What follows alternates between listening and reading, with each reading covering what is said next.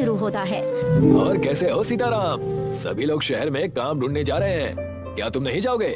नहीं, मैं तो अपने ही गांव में रहकर कुछ काम कर लूंगा। पर तुम करोगे क्या? सोच रहा हूँ एक बड़ा सा घर बनाऊं और उसमें किराएदार रखकर अपना खर्चा चला लूं। पर तुम्हारे पास घर बनाने के लिए इतने पैसे कहाँ से आएंगे? घास का घर बनाऊंगा। हाँ, ऐसा हो सकता है। घास की तो हमारे गांव में कोई कमी नहीं है। देखना, बड़े महल जैसा घर होगा मेरा। सीताराम जंगल जाता है और वहाँ से बहुत सारी सूखी घास लेकर वापस आता है और उस घास को बुनकर घर बनाने लगता है। कई दिनों तक दिन रात मेहनत करने के बाद सीताराम का घास का घर बनकर तैयार हो जाता है। कई दिन तक ढूंढने पर सीताराम को एक किराएदार मिलता है। मुझे 2 कमरे चाहिए। मैं अपने परिवार के साथ यहाँ आपके गाँव के स्कूल में पढ़ाने आया हूँ। हाँ, आइए गुरुजी, इतना बड़ा घर आप लोगों के लिए ही तो बनाया है। आ जाइए। सीताराम किराएदार को घर दिखाता है। किराएदार को घर पसंद आता है। कुछ दिन बीतने के बाद, अरे सीताराम जी, आपके घर में तो बहुत सारे चूहे हैं। ये तो रात को ठीक से सोने भी नहीं देते। माफ कीजिए गुरुजी, मैं आज ही चूहेदानी लाकर सारे चूहों को भगा देता हूँ। सीताराम दुकान में जाकर चूहेदानी खरीदता है और चूहेदानी की मदद से जंगल में छोड़ कर आता है। कुछ दिन तक तो किराएदार को कोई भी शिकायत नहीं रहती, पर जैसे ही बारिश का मौसम आता है, बारिश का पानी सीताराम के घास के घर में घुसने लगता है, जिसकी शिकायत लेकर किराएदार फिर से सीताराम के पास आता है। सीताराम जी, अब नई समस्या खड़ी हो गई है। क्या बात है बताइए, आप खुद ही चलकर देख लीजिए। किराएदार सीताराम को अपने कमरे में लेकर जाता है, जहाँ पर छत से बारिश का पानी टपक रहा है। ये देखिए, थोड़ी सी बारिश हुई नहीं कि पानी टपकना शुरू हो गया। अब आप ही बताइए, बारिश के मौसम में तो यहाँ घर के अंदर बाढ़ ही आ जाएगी। माफ कीजिए गुरुजी, मैं इसका कुछ इलाज करता हूँ। सीताराम बाजार से एक बड़ा सा त्रिपाल और तार पत्री खरीद कर लाता है, जिसे वो अपने घर के ऊपर रख देता है। लीजिए गुरुजी, अब आपकी पानी टपकने की समस्या भी खत्म हो गई।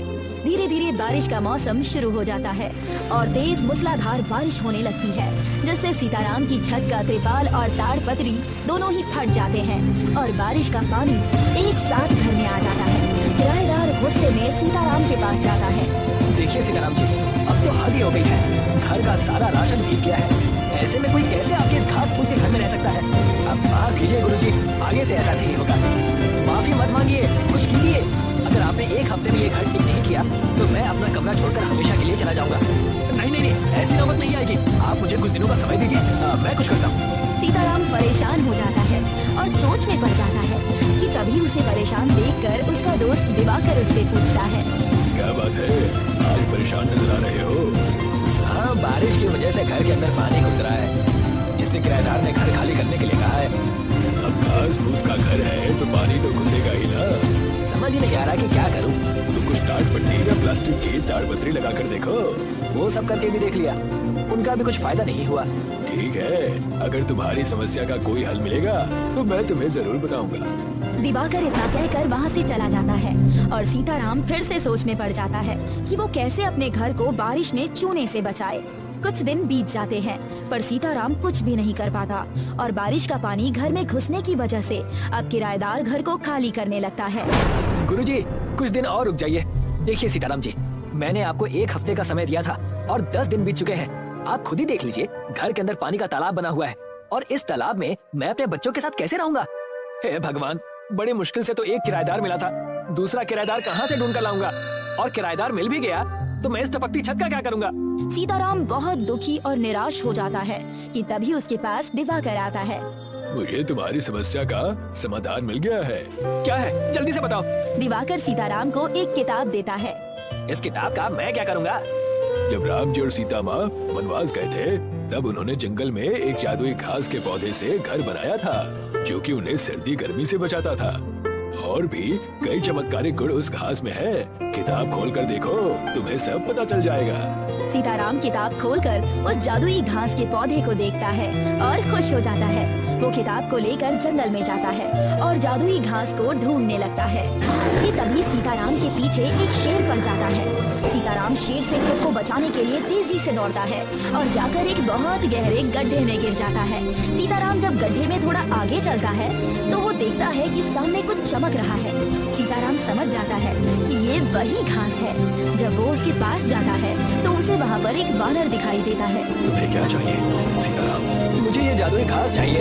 इसके लिए तुम्हें मेरे 3 प्रश्नों का उत्तर देना होगा। अगर उत्तर सही हुए तो तुम्हें ये जादुई घास मिल जाएगी। हे वानर रूप धारण किए हनुमान जी, आप सवाल पूछिए। राजा राम कितने साल के लिए वनवास गए थे? 14 साल के लिए। राजा राम का सबसे बड़ा शत्रु कौन था? अब लंकापति रावण।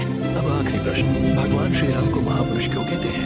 क्योंकि एक राजा होते हुए भी उन्होंने अपने पिता के वचन की लाज रखने के लिए राजघराने को छोड़कर वनवास जाने का निर्णय लिया था। तुमने सभी प्रश्नों के सही उत्तर दिए हैं।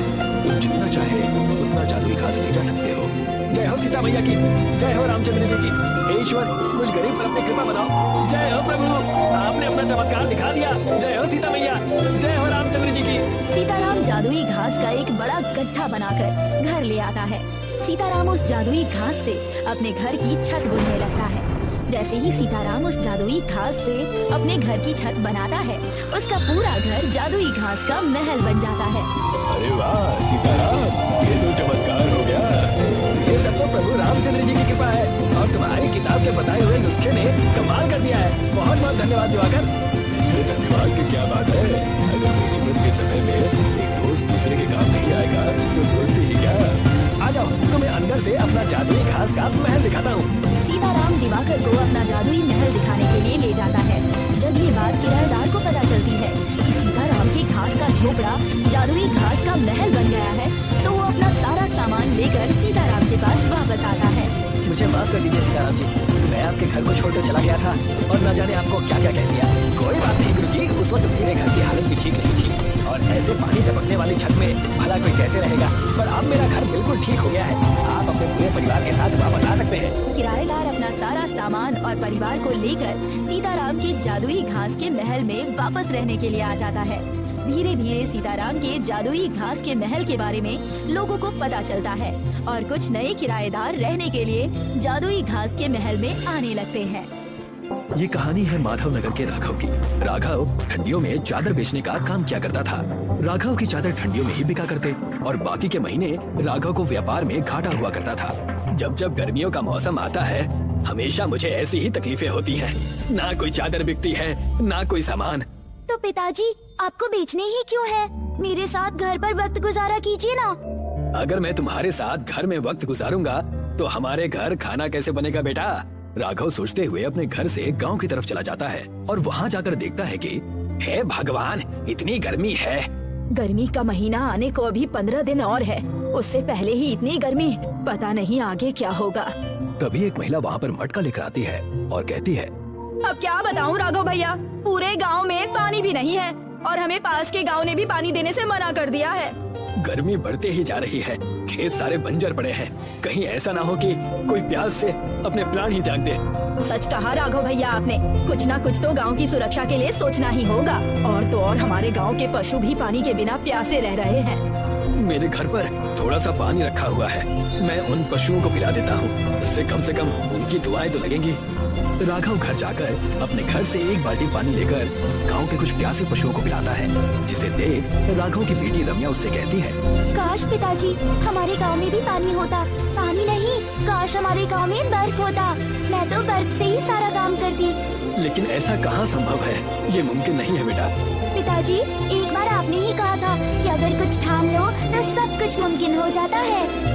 रम्या की बात सुनकर राघव अपने गांव से बाहर चला जाता है और वहां जाकर देखता है कि उस गांव का सरपंच पानी बेच रहा है। आओ आओ ले लो, ठंडा ठंडा पानी खरीद लो, इस बेहाल गर्मी में अपनी प्यास बुझाओ, आ जाओ आ जाओ। अरे सरपंच साहब, आप बड़ा अच्छा काम कर रहे हैं, लेकिन आपके पास पानी कहाँ से आ रहा है? आम खाओ ना, गुठलियाँ क्यों गिन रहे हो? अब मुझे भी 2 ठंडे बोतल पानी दे दीजिए, मेरी बच्ची इस चीज से बड़ी खुश होगी। राघव सरपंच के यहाँ से पानी लेकर अपने घर जाता है और सब बड़े चाव से पानी पीते हैं। तब उनके घर उनके गांव की महिला आकर कहती है, क्या बात है, सब ठंडा ठंडा पानी पी रहे हैं। देख लो क्या जमाना आ गया है, घर में शरबत पिया करते थे, अब पानी पी रहे हैं। इतनी गर्मी के हाहाकार में भी पता नहीं सरपंच जी कहाँ से ठंडे पानी बेच रहे हैं। उन्हें पानी बेचते देख मेरा तो जी ही घबरा रहा है। ये बात मेरे भी मन में आई, लेकिन वो भलाई का काम कर रहे हैं ना। अगर भलाई का काम है तो रुपये क्यों ले रहे हैं? वो कहते हैं ना, घोड़ा अगर घास से दोस्ती करेगा तो खाएगा क्या। और आज तो मैं भी उनके पास नौकरी मांगने जा रहा हूँ, घर में कुछ तो अनाज आएगा। राघव सरपंच के पास नौकरी मांगने चला जाता है। उस वक्त सरपंच और उसकी पत्नी घर के आंगन में खड़े होकर बातें कर रहे थे। सुन रही हो ना भाग्यवान, कुछ दिन और गांव वालों को दूर कर हम माला माल हो जाएंगे। मैं तो सोच भी नहीं सकती कि उस बकरी के श्राप की वजह से हमें इतना मुनाफा हो रहा है। जब तक उस बकरी को तुम उस बर्फ की खदान में रखोगी तब तक हमें ऐसे ही बर्फ मिलता रहेगा। घर के पास खड़ा राघव सारी बातें सुनकर दंग रह गया। मैंने सरपंच जी को भगवान का रूप समझा था, लेकिन ये तो पूरे के पूरे दानव निकले। मुझे ये सारा माजरा समझना पड़ेगा। आखिर ये बर्फ की खदान है क्या? अगले दिन की सुबह होते ही राघव सरपंच जी का पीछा करने लगा और देखा कि सरपंच एक जंगल से होता हुआ एक बड़ी सी गुफा की तरफ जा रहा है, जहाँ से बकरी के मिमियाने की आवाज आ रही है। ये बकरी की आवाज कैसी? कहीं ये वही बकरी तो नहीं जिसके बारे में सरपंच और सरपंचाइन बात कर रहे थे? सरपंच बर्फ की खदान में जा चुका था। राघव भी उनका पीछा करते हुए अंदर चला गया और वहाँ जाकर देखा तो बकरी ठंड की वजह से बुरी तरह से कांप रही थी। तुम चाहे जितनी भी मिमिया लो, मैं तुम्हें बाहर नहीं निकालने वाला। तुम अंदर हो, इसी वजह से बाहर हम मजे मार रहे हैं। ये क्या हाल कर रखा है आपने सरपंच जी? मैं आपकी सारी बातें जान गया। उस बकरी को छोड़ दीजिए, वरना मैं पूरे गांव को ये सारी बात बता दूंगा। रुक जाओ राघव, ऐसा मत करना।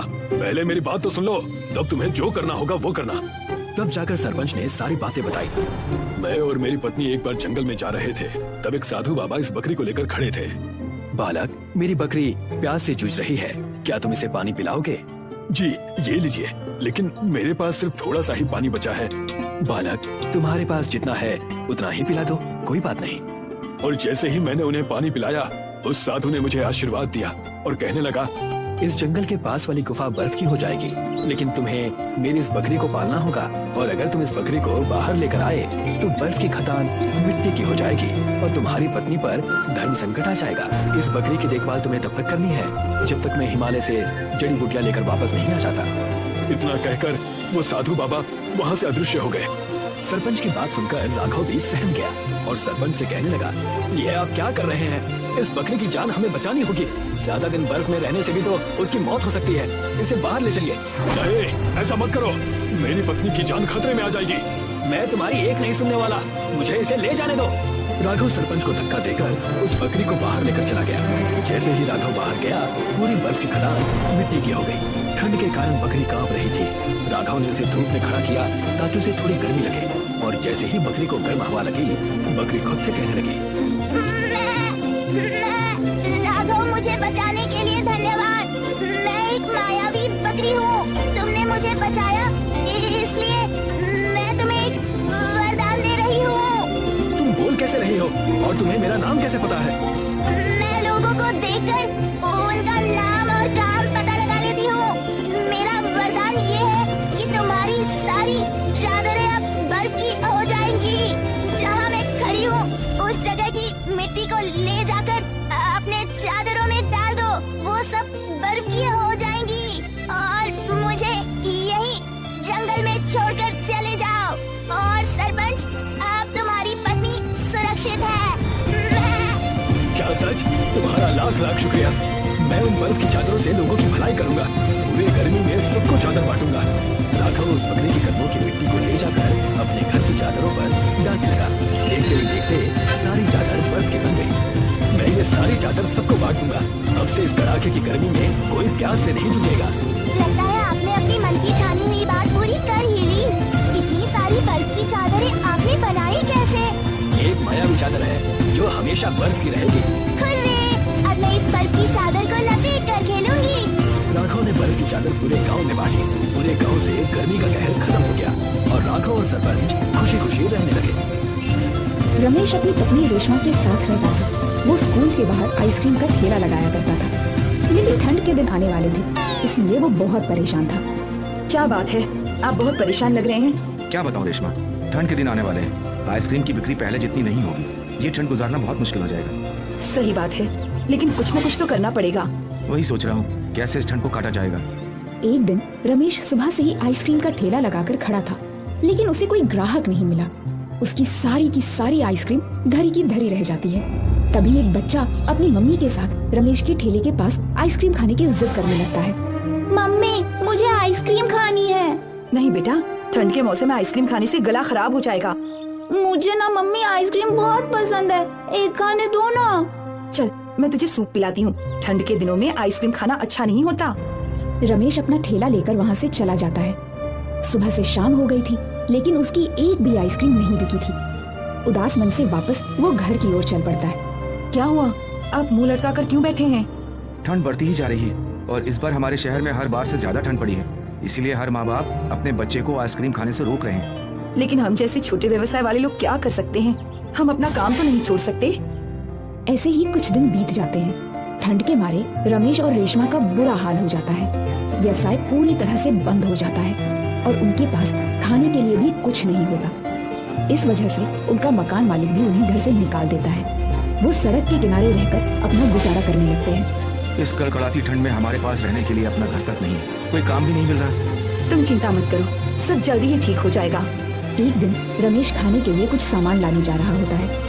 तभी एक तेज रफ्तार में आती गाड़ी रमेश को टक्कर मार देती है। ये गाड़ी उसी स्कूल में पढ़ने वाले एक बच्चे की होती है, जिस स्कूल में बाहर रमेश आइसक्रीम बेचा करता था। ये तो हमारे स्कूल के बाहर आइसक्रीम का ठेला लगाने वाले अंकल हैं। माफ करिए भाई साहब, ठंड की वजह से कोहरा हो गया है, जिस वजह से कुछ नजर नहीं आया और गाड़ी आपसे जाकर टकरा गई। हे भगवान, इस धरती पर गरीब को रहने की कोई जगह है या नहीं? एक तरफ ये ठंड और ऊपर से इनका एक्सीडेंट हो गया। आप बिल्कुल चिंता मत कीजिए, मैं इन्हें अभी हॉस्पिटल लेकर जाता हूँ, ये जल्दी ठीक हो जाएंगे। तब तक आप लोग मेरे घर पर रुक सकते हैं। सुरेश अपनी गाड़ी में रेशमा और रमेश को लेकर जाता है, जिसमें ठंड से बचने के लिए हीटर लगा होता है। ये कैसा जादू है? बाहर कितनी ठंड है और यहाँ गर्मी लग रही है। बहन जी, गाड़ी में हीटर चल रहा है, इस वजह से बाहर का टेम्परेचर और गाड़ी के अंदर का टेम्परेचर अलग है। रेशमा ये सब देखकर हैरान हो जाती है। इससे पहले उसने कभी भी ऐसी चीजों के बारे में सुना भी नहीं था। सुरेश हॉस्पिटल में रमेश का इलाज करवाता है और उसे अपने घर लेकर जाता है। जब तक आप पूरी तरह स्वस्थ नहीं हो जाते, आप यहाँ पर रुक सकते हैं। हमें किसी का एहसान नहीं चाहिए, आपने हमारे लिए इतना किया वही काफी है। आपके पास हमारे लायक अगर कोई काम हो तो बताइए। आप मेरे घर की केयर टेकर का काम कर सकते हैं और रमेश जब ठीक हो जाए तो वो ड्राइवर का काम कर सकता है। आपका बहुत बहुत धन्यवाद हमें काम देने के लिए। रमेश और रेशमा सुरेश के घर में रहने लगते हैं। रेशमा घर का सारा काम करने लगती है। रेशमा जब बर्तन धोने के लिए किचन में जाती है तो वहाँ नल से गर्म पानी निकलने लगता है। यहाँ बर्तन धोने के लिए गर्म पानी आता है और एक आम गरीबों को पीने का पानी भी नसीब नहीं होता। रेशमा फटाफट बर्तन धोकर सुरेश के बच्चे को सुलाने लगती है। वो देखती है कि वहाँ एक मखमल का कंबल रखा हुआ है जो बेहद ही कोमल है। मैंने आज तक इतनी कोमल चादर कभी नहीं देखी। हम गरीबों को तो चटाई भी मिल जाए सोने के लिए तो बहुत बड़ी बात है। रेशमा ये सारी बातें रमेश को जाकर बताती है। हम लोग दुनिया कितनी अलग है हमसे, हम जिंदगी भर कितना भी काम कर लें, लेकिन इनकी तरह जिंदगी नहीं जी सकते। यहाँ तो हर प्रकार की सुविधा उपलब्ध है। ठंड से बचने के लिए तरह तरह के उपाय हैं। ये ठंड सभी के लिए एक जैसी नहीं होती। अगले दिन सुरेश रेशमा को गर्मा गर्म नाश्ता बनाने को बोलता है।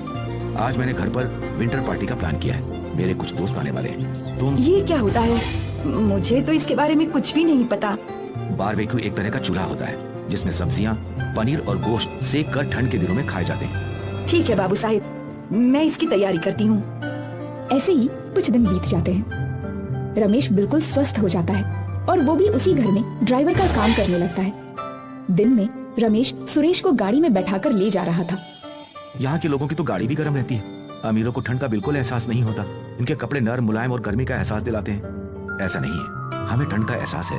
इस मुकाम तक आने के लिए मैंने भी बहुत चप्पलें घिसी हैं, इसीलिए दूसरों की परेशानी को कम करने की कोशिश करता। मैं समझ गया साहब, हर कोई अपने हिस्से की जिम्मेदारी निभाता है। रमेश और रेशमा मन लगाकर सुरेश के घर में काम करने लगते हैं और अपनी कमाई से थोड़े पैसे गरीबों की मदद करने के लिए भी देने लगते हैं।